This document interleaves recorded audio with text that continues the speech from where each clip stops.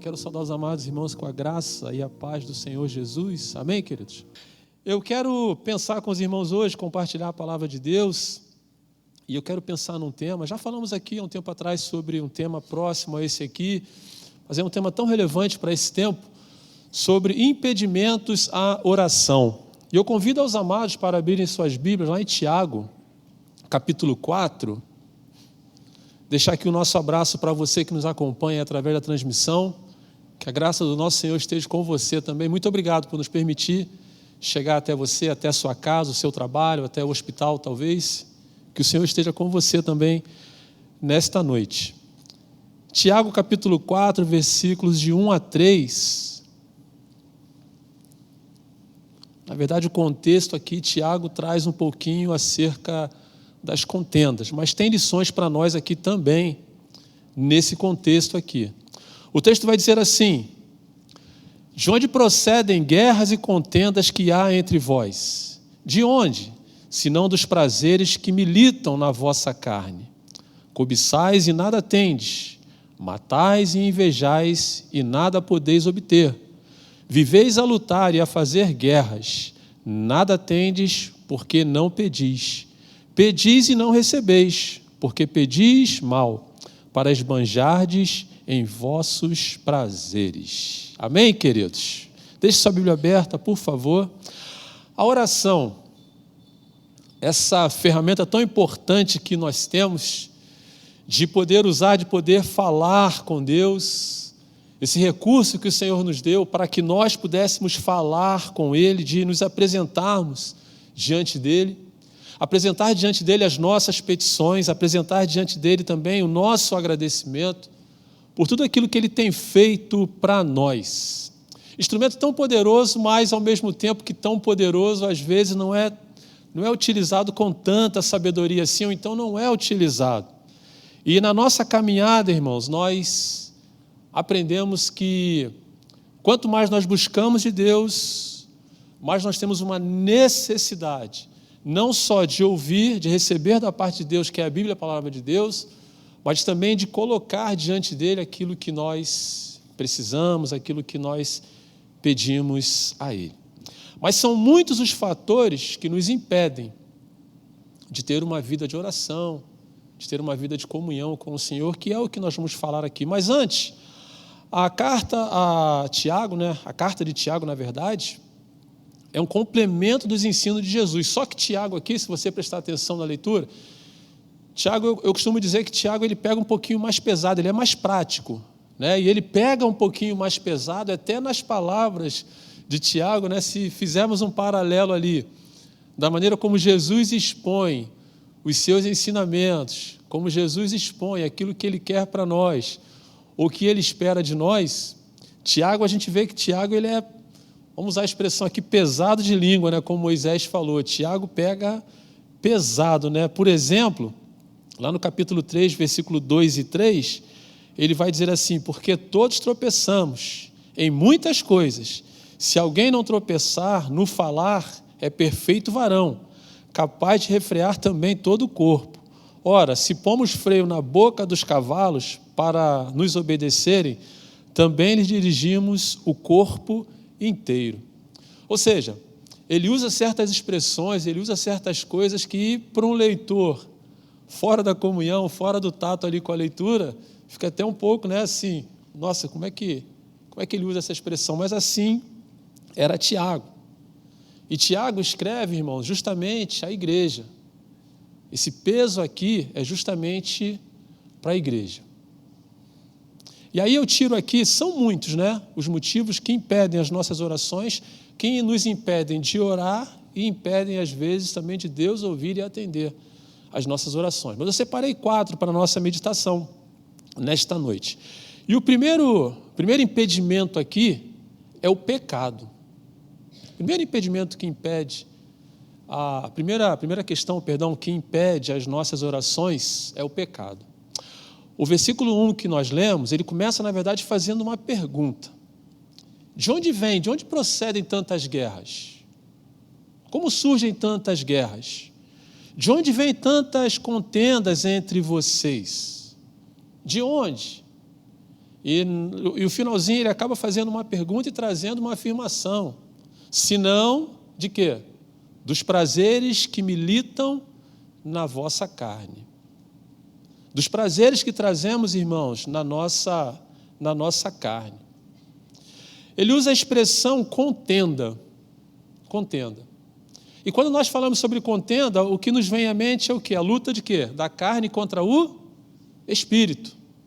A luta, né, da carne contra o espírito. Mas aqui nesse contexto, se você prestar atenção, ele fecha o versículo praticamente, ele traz uma triste realidade em forma de pergunta. A vitória, na verdade, né, do pecado sobre a carne. Aqui o pecado praticamente no estágio avançado. A expressão que ele usa, prazeres que militam. Ou seja, prazeres na carne, prazeres no pecado, prazeres que limitam contra a nossa carne. E a inclinação da nossa carne, ela já está totalmente contaminada pelo pecado. Pelo pecado. E é por isso que, às vezes, a nossa petição ou a nossa oração não chega até o Senhor.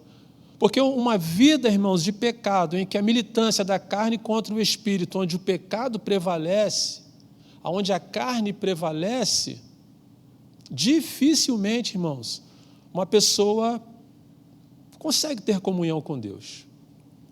Como eu falei na semana passada, Satanás ele não precisa de muito. Ele não precisa de muito.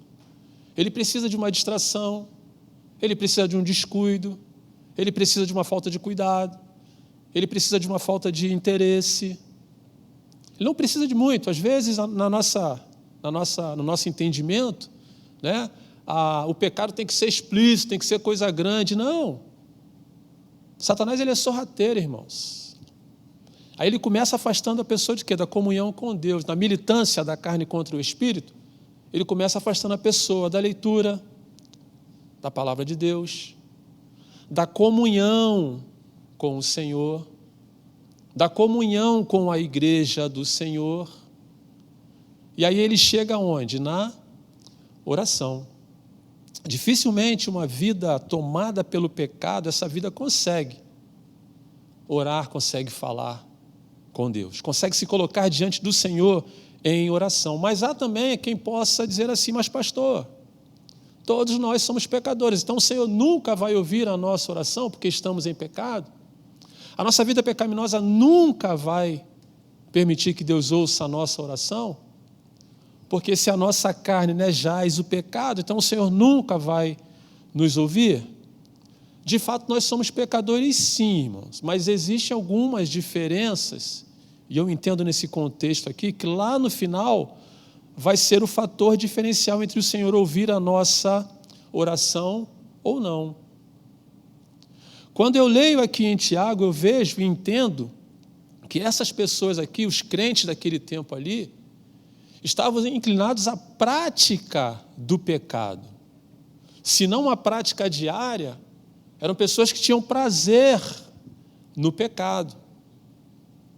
E aí a nossa diferença como igreja, eu entendo, e espero em Deus que seja isso, não só no corpo de Cristo aqui presente, mas você na transmissão também, eu entendo que essa é a diferença que nós cristãos temos, embora sendo pecadores.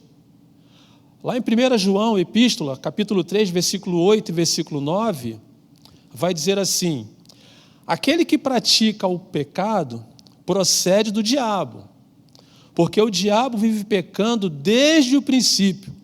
Para isto se manifestou o Filho de Deus para destruir as obras do diabo. Ou seja, agora, uma vez que somos novas criaturas, nós não pertencemos mais ao diabo e não estamos também sob o jugo do pecado. Uma das primeiras diferenças que nós temos para Deus ouvir a nossa oração é essa. O versículo 9 vai dizer assim: todo aquele que é nascido de Deus não vive na prática do pecado. O crente pode pecar, irmãos? Pode. Claro que pode pecar. Mas aí o texto vai dizer assim, ó, aquele que é nascido de Deus, ele não pode viver o quê? Na prática do pecado. Pois o que permanece nele é a divina semente. Ora, esse não pode viver pecando, porque ele é nascido de quem? De Deus. Esse novo ser que somos, essa nova criatura que somos, podemos até pecar, podemos até errar, mas o pecado não pode ser uma constante na vida do crente. Porque se assim for, esse vai ser mais um impedimento das nossas orações chegarem a Deus. O segundo destaque que eu faço aqui é porque nós somos justificados. Justificados. Romanos capítulo 5, versículo 1 e 2, você conhece, vai dizer assim, justificados, pois, mediante a fé, temos o que com Deus? Temos paz com Deus. Temos leveza com Deus. Por meio de quem? Por meio de Jesus Cristo, nosso Senhor. Versículo 2 vai dizer, por intermédio de quem obtivemos igualmente acesso pela fé a esta graça. Que graça é essa, irmãos? Graça de ter os nossos pecados o quê? Justificados.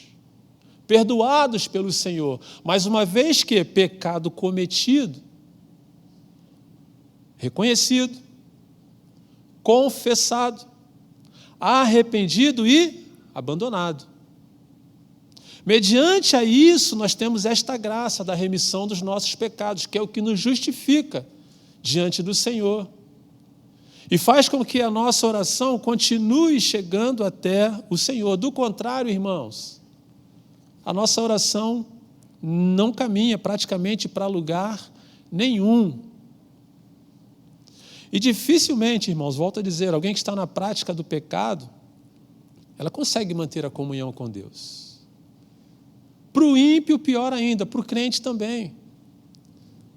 Um dos primeiros sintomas, né, que o crente começa a manifestar quando ele está em pecado é justamente sair da presença do Senhor. É sair da presença do Senhor. É de não ter acesso com Ele, irmãos.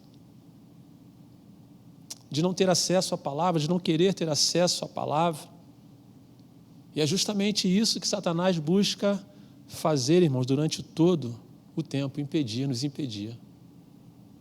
E aí o pecado, ele vem aqui como esse carro-chefe. Também lá em Isaías, capítulo 59, versículo 2, e aí eu já abro aqui até um parênteses para dizer para você, meu querido aluno da escola bíblica, vamos começar agora o estudo sobre Isaías no próximo domingo, na próxima sexta-feira, né? A EBD começa sexta-feira aqui, na próxima sexta-feira vamos falar sobre Isaías. Mas aqui no capítulo 59, versículo 2, aí eu trago um pouquinho a ideia aqui de Adão e Eva, quando pecam e tentam se esconder do Senhor, como que se isso fosse possível. E aí há uma ruptura no relacionamento deles com Deus, e Isaías atesta isso. Vai dizer assim, mas as vossas iniquidades fazem o quê? Separação.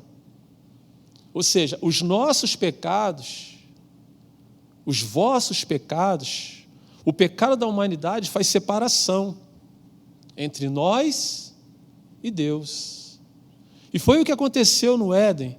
E os vossos pecados, olha o que Isaías diz, encobrem o seu rosto de vós, para que vos não ouça.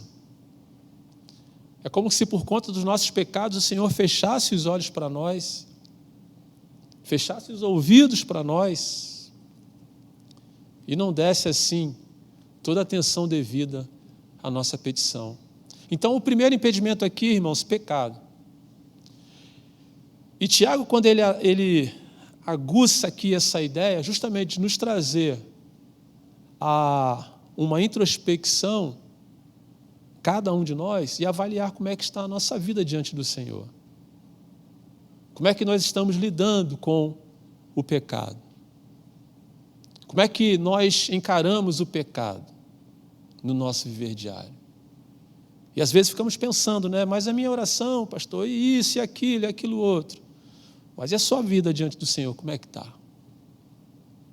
pecado, irmãos, impede a nossa oração. Segundo destaque que eu faço aqui no texto é a ingratidão. Volte comigo lá agora no versículo 2, a parte A desse versículo apenas. A ingratidão também nos impede, irmãos, impede a nossa oração. O texto vai dizer assim: cobiçais e quê? E nada tendes. Cobiçais e nada tendes. Irmãos, eu entendo que talvez na vida não haja um sentimento pior do que a ingratidão. A ingratidão. Não sei se você já viveu com isso, com esse sentimento de ter feito algo e a pessoa não reconhecer o que você fez e ter uma resposta e ter um retorno como ingratidão. Talvez seja um dos piores sentimentos ou ações de uma pessoa em relação à ingratidão. Nesse versículo aqui, Tiago destaca, eu destaco, a palavra cobiça, cobiçaram. O contexto, irmãos, aqui, os irmãos brigavam por coisas materiais, queriam coisas, irmãos, brigavam uns com os outros. E a grande maioria estava frustrado, por quê? Porque não conseguia aquilo que eles queriam. O Senhor, mais ou menos assim, o Senhor está abençoando e o povo não está vendo a bênção. Eles estão querendo mais e querendo mais e querendo mais. Por isso a expressão cobiça. O Senhor está abençoando e o povo está querendo mais. Não tem um coração que é grato por aquilo que o Senhor já tem dado. Mas eu preciso chamar a sua atenção também para que você, por favor, entenda. Não que você não tenha que trabalhar por algo mais. Não que você não almeje buscar algo de melhor para a sua vida. Não é isso. É que aqui nesse contexto, a ideia é de brigar mesmo, de querer as coisas a todo custo, não olhar o que já tem querendo sempre mais, ao ponto de cobiçar. E a cobiça, irmãos, ela traz a ideia de ingratidão, porque você não consegue enxergar aquilo que Deus já está fazendo. E a cobiça é pecado. O Êxodo capítulo 20, versículo 17, começa dizendo isso: não fará o quê? Não cobiçarás. Está ali, no contexto dos 10 mandamentos. Aí ele vai dizer: não cobiçarás o quê? A casa do teu próximo, a mulher do teu próximo, o servo do teu próximo, a serva do teu próximo, o boi do teu próximo, o jumento do teu próximo, nem coisa alguma que pertença a quem? Ao teu próximo. E a ideia de cobiça, irmãos, é que às vezes a gente não consegue se contentar com aquilo que Deus já tem nos dado. E isso gera em nós um coração o quê? Ingrato, irmãos. Ingratidão. Como eu falei, eu não sei se você já viveu em algum momento esse sentimento de ingratidão de alguém em relação a você, e se você teve ingratidão em relação a alguém, é tempo de você se corrigir e reconhecer o que a pessoa fez por você também. Mas a ideia aqui que ele traz, irmãos, é de um coração que é o quê? Que é ingrato, não consegue reconhecer. Não consegue reconhecer. Ele quer sempre mais, e mais a todo custo, irmãos. E mais a todo custo. E desanda a pedir, daqui a pouquinho vamos falar também, e desanda a pedir, desanda a pedir, desanda a pedir ao Senhor. Senhor, eu quero, eu quero, eu quero, eu quero, eu quero. Há um tempo atrás, na nossa escola bíblica, nós estudamos, o tema da EBD foi até confiança inegociável. E o contexto foi lá em Mateus 6, que falava justamente sobre a ansiosa solicitude da vida. E o texto dizia: não andeis ansiosos com o que haveis de comer ou de vestir. E nós conhecemos bem esse contexto aqui, irmãos. E lá no versículo 32 de Mateus 6 vai dizer assim: os gentios buscam, procuram estas coisas, mas nosso Pai Celestial sabe que precisamos de todas elas. E na medida em que o Senhor sabe que nós precisamos, Ele nos abençoa, irmãos, Ele nos dá. E a gente às vezes não consegue reconhecer isso. A gente não consegue ter um coração grato ao Senhor porque Ele já tem feito por nós ou por tudo que Ele tem nos dado. Hoje, por exemplo, quantas vezes ou por quantas coisas você agradeceu a Deus só no dia de hoje? Sua vida, sua casa, seu alimento, seu trabalho, sua família, seus amigos. Vejam quantos motivos de gratidão nós temos para Deus e quanto nós agradecemos a Deus hoje por essas coisas. Parecem pequenas coisas, né? Mas que faz uma diferença, irmãos. Que faz uma diferença gigantesca na visão de Deus em relação a cada um de nós, quando nós temos um coração grato. E olhamos para Ele e falamos: Senhor, muito obrigado, Pai. Muito obrigado pelo dom da vida, por mais um dia. Muito obrigado pela Tua graça, muito obrigado pelo Seu amor. Muito obrigado pelo alimento, muito obrigado pela roupa. Muito obrigado pela família. Muito obrigado. Voltando lá no Éden, Adão tinha tudo, irmãos, para ter uma vida e um coração grato ao Senhor. Tudo. Tudo. O texto vai dizendo que do pó da terra o Senhor forma ele. O Senhor não só forma. O Senhor vai dizer que façamos a nossa imagem e semelhança. Deus vê que tudo Ele faz é bom. Todo o tempo o Senhor se preocupando com Adão. Eu pergunto para vocês, Adão teve um coração grato e reconhecedor pelo que Deus fizera por ele? O Senhor coloca Adão sobre todas as coisas, sobre a terra, e ele assim não reconhece. Quando a gente chega no Êxodo, fica mais prático da gente entender, né? A leitura, na verdade, da Bíblia, né? Estamos no livro de Êxodo. Se você puder acompanhar ali, é bem legal. Estamos no livro de Êxodo, estudando o Êxodo.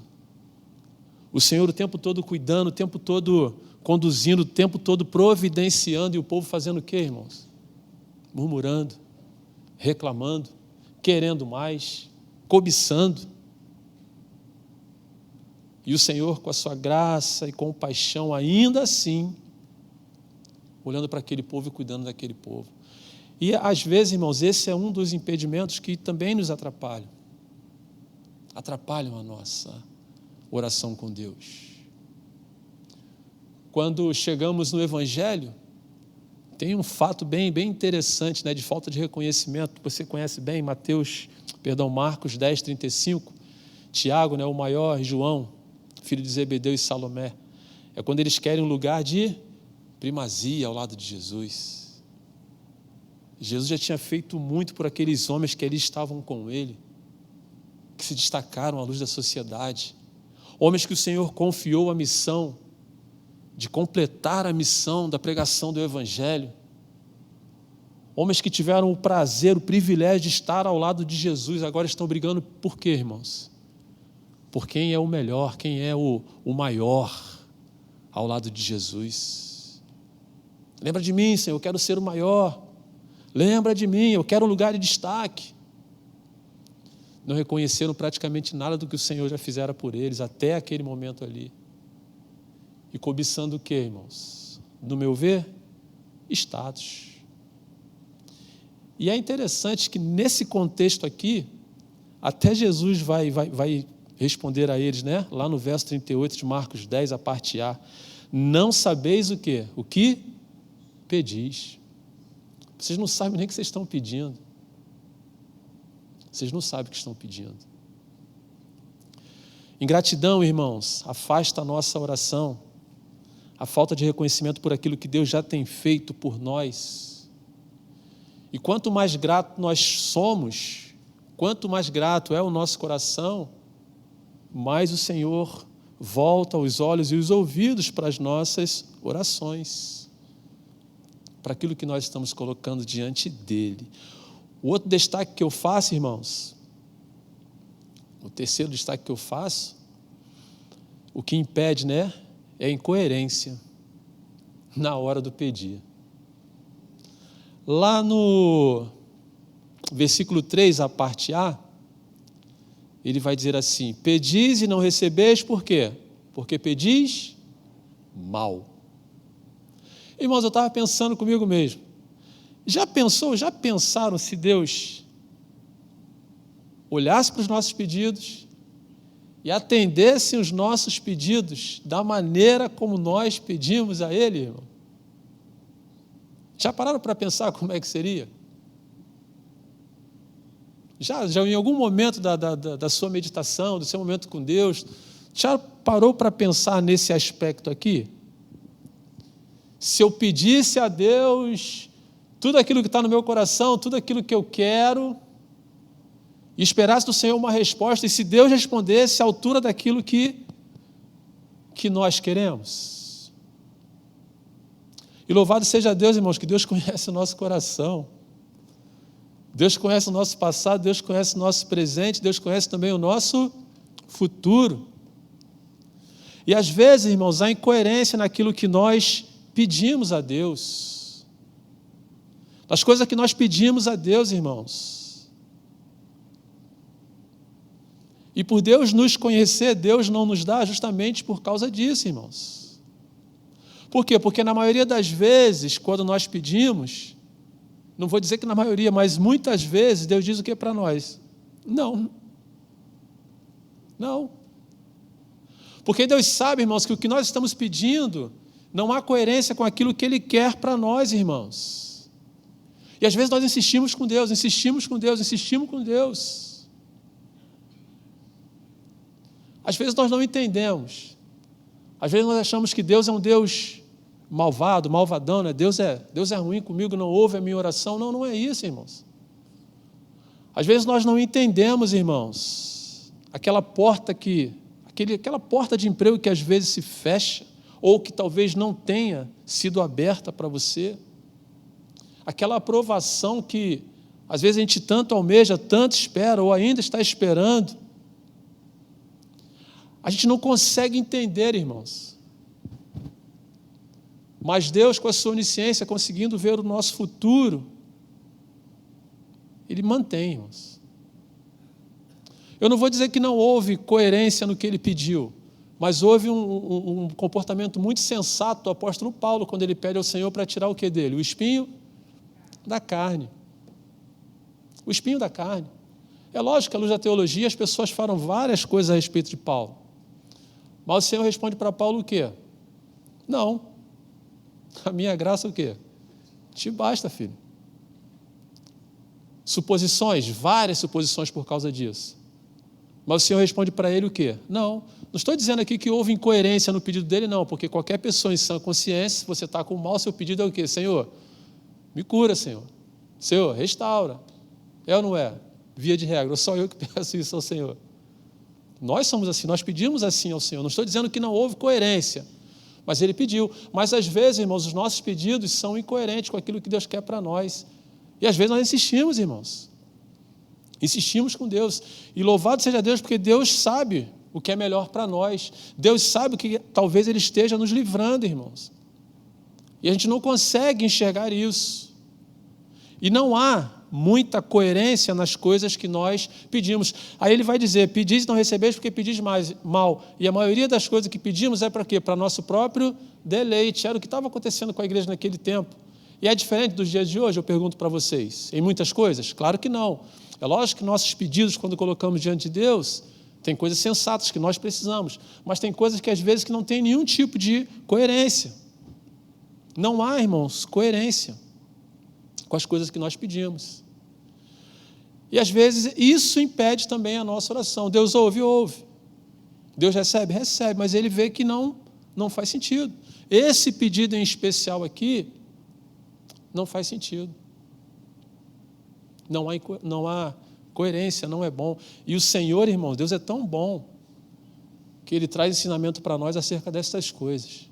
A Bíblia nos aponta um texto que nós conhecemos bem, de um jovem que fez um pedido totalmente incoerente, sem pensar, sem raciocínio. Uma parábola do filho pródigo que você conhece muito bem. Ele pede ao Senhor mostra também o quê? O que Deus faz? Responde.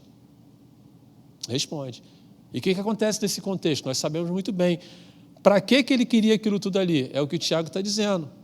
Você está pedindo para aproveitar o quê? Em seu próprio deleite. para o seu próprio proveito. E é o que a parábola mostra para a gente. E o texto vai dizer que ele faz o quê? Tudo, irmãos. Tudo. Queima toda a gordurinha lá do pai, com os amigos, com festa, com farra. Pediu a Deus, não pediu? Pediu. Tinha coerência nesse pedido? No nosso entendimento? Não. Insistiu com Deus ele? É isso que eu quero? Com Deus não, insistiu com o pai, né? É isso que eu quero, é isso que eu quero, é isso que eu quero. O pai fez o quê? Toma a tua parte, vai. E o resultado nós conhecemos bem. Aí o Senhor mostra para nós esse contexto aqui, e o Senhor nos dá a oportunidade de entendermos que às vezes quando Ele diz não para nós, quando não há coerência, é porque Ele está vendo que o nosso futuro, aquilo que Ele tem para nós. E Ele sabe no que é que aquilo ali vai dar. O filho pródigo Ele permitiu para nos servir como lição. Mas Ele sabe onde aquilo ali vai dar. A parábola aqui traz essa ideia de que o Senhor saberia onde aquilo ali iria dar. Questão de tempo, irmãos, mais dias ou menos dias. Incoerência. E às vezes traz aquele aspecto de o Senhor não está me atendendo, o Senhor não está atendendo a minha oração, que é o próximo ponto que nós vamos falar aqui. O Senhor está atento sim, irmãos, mas às vezes não há coerência. E na grande maioria das vezes, irmãos, quando não há coerência, é porque aquilo que nós pedimos quando nós estamos em comunhão com Deus, deixa eu ver se eu vou conseguir explicar para os irmãos. Quando nós estamos em comunhão com Deus, a nossa maneira de pensar, as intenções dos nossos corações, elas também são transformadas. Então a gente começa a pedir por coisas sensatas, a gente começa a pedir ao Senhor por coisas coerentes. Até o nosso pedir é diferente. Quando nós estamos em comunhão com Deus. Agora, quando nós não temos essa comunhão, a gente pede aquilo que está onde? No nosso coração e no desejo da nossa carne, da nossa matéria. E o Senhor, em muito, irmãos, nos poupa. Às vezes, o Senhor pega um ou outro filho pródigo aí e permite para ver no que é que vai dar. Mas o Senhor nos poupa disso aqui, né? E a carta de Tiago aqui nos traz essa ideia. Que o Senhor nos poupa disso. Pedis e nada tendes. Pedis porque pedis mal, falta de sabedoria. E a quarta e última ideia do nosso estudo hoje é justamente a insubmissão que impede a nossa oração. Insubmissão. Versículo 3, agora completo, né? Pedis e não recebeis, porque pedis mal, para esbanjardes em vossos prazeres. Eu pergunto para vocês, irmãos, toda oração é respondida? Sim ou não? Não? Vou fazer uma enquete aqui. Toda oração é respondida? Sim ou não? Esse pastor. Fala, irmã Maria Menina. A resposta da irmã Maria Menina ali. Sim. Ou toda oração é respondida. Sim, irmãos. Toda oração é respondida. Toda oração. Quem disse não aí, você vai entender agora porque o Senhor responde, irmãos. Todas as orações. Qual o grande problema, pastor, que nós temos? Às vezes, é que nós só entendemos ou só nos submetemos à resposta da oração de Deus quando essa vem de encontro aos nossos anseios. Aquilo que nós desejamos. O Senhor me atendeu, louvado seja Deus. O Senhor não atendeu, o Senhor está nem aí para a minha oração. Atendeu, irmão. Mas de repente atendeu com calma, jovem, espera mais um pouquinho. Não é isso que eu quero para você. Ou então, é isso que eu tenho para você, irmãos. A insubmissão à vontade de Deus, irmãos. O Senhor responde, mas nós temos isso na nossa carne, na nossa matéria, de só entender que a resposta de Deus quando é uma resposta o quê? Positiva. Quando é algo bom, que agrada ao nosso coração. E nem sempre a resposta de Deus é essa, irmãos. Nem sempre o Senhor nos responde assim. Mas o Senhor responde. Provérbios, capítulo 15, versículo 29, vai dizer: o Senhor está longe, mas atende a oração de quem? Dos justos. Lembra da justificação, que nós somos justificados, nossos pecados são justificados e a nossa oração chega até Deus? Então o Senhor nos atende sim, irmãos, dentro da sua vontade, do seu jeito, no seu tempo, da sua maneira e com a sua resposta, diferente daquilo que nós queremos para nós, irmãos. Aí volta no Tiago, no cobiçais, aquele povo queria o quê? Queria mais, tudo aquilo que era o quê? Material. O Senhor não está atendendo, o Senhor é o quê? Mal. O Senhor é ruim. O Senhor não atende, o Senhor não olha, não, é um coração que está o quê? Submisso. O Senhor está atendendo sim, irmãos. Aí lá em Romanos capítulo 12, versículo 2, o apóstolo Paulo vai dizer assim: não vos conformeis com este século, com este mundo, mas transformai pela renovação da vossa mente, para que experimenteis qual seja a boa, agradável e perfeita vontade de Deus, isso em que? Em nossas orações. As respostas das nossas orações são boas, são perfeitas e são agradáveis, porque vêm de Deus. Então Deus responde. Então se submeter à resposta de Deus é que é o grande desafio, irmãos. Aí Jesus nos traz uma lição assim, fantástica, irmãos, que fecha o nosso estudo com chave de ouro, fecha esse tópico aqui com chave de ouro. Lá em Mateus 26, 42, que todos nós conhecemos bem. Jesus, no momento de aflição, tudo que Jesus queria para aquele tempo era o quê? Um escape, um alívio, para tudo aquilo que ele iria passar. Para toda aquela situação que estava se desenhando no entorno dele, ele já tinha visto, já sabia o que iria acontecer com ele. E ele se submete o quê? À vontade de Deus. E ele começa dizendo, talvez como qualquer um de nós pediria: Senhor, se possível, faça isso, Senhor. Se possível, faça aquilo. Se possível, me dê isso, me dê aquilo, restaure isso, restaure aquilo. Se possível, Senhor, faça isso. Na nossa prática, nós vamos muito ao hospital visitar pessoas enfermas. Como não é o desejo do nosso coração e clamar ao Senhor: Senhor, manda a cura para essa pessoa. Tira, Senhor, essa pessoa desse leito. Como não é esse o desejo do nosso coração, irmãos? Mas aí nós seríamos o quê? Hipócritas ao ponto de fazer esse pedido ao Senhor e criar aquela expectativa no coração daquela pessoa. A partir desse pensamento, dessa resposta de Jesus aqui: tudo que eu quero é isso, Senhor. Tudo que a pessoa quer é a cura. Tudo que a pessoa está precisando é isso. Tudo que Jesus precisava era de um escape. Tudo que ele queria, precisava não, tudo que ele queria para aquele tempo era um escape. E ele pede ao Senhor: Senhor, se possível, passa de mim esse cálice, Senhor. Não me deixa passar nem perto dessas coisas, não. Palavras minhas, não do texto. Mas num brado de fé, ele fecha, né, trazendo para nós uma das palavras ou da frase mais impulsiva para o nosso coração: todavia, Senhor. Todavia, Senhor. Entretanto, Senhor, sob essa circunstância, Senhor, sobre este quadro, Senhor, sobre este cenário, Senhor, todavia, seja feita a sua vontade. E a nossa insubmissão, às vezes, é que nós não entendemos, ou quando entendemos, não aceitamos a vontade de Deus, a resposta de Deus. E o Senhor, sabendo disso, irmãos, às vezes a nossa oração nem chega, nem vai até Ele. É isso que impede esse coração insubmisso. Digo eu, não o texto. Vamos voltar lá em Jonas, né? Jonas fugiu de pregar em Nínive por quê? Porque ele já sabia o que o Senhor ia fazer, né? O texto vai dizer: eu sei que se o Senhor tocar no coração daquelas pessoas, aquelas pessoas vão se converter, então eu nem vou lá, porque Jonas já tinha um pré-julgamento de condenação para aquele povo. Ele já sabia o que o Senhor era capaz de fazer, perdoar aquele povo, e é o que de fato o Senhor faz, perdoa aquele povo. Ele é tomado de fúria, né? Ele fica furioso, irmãos.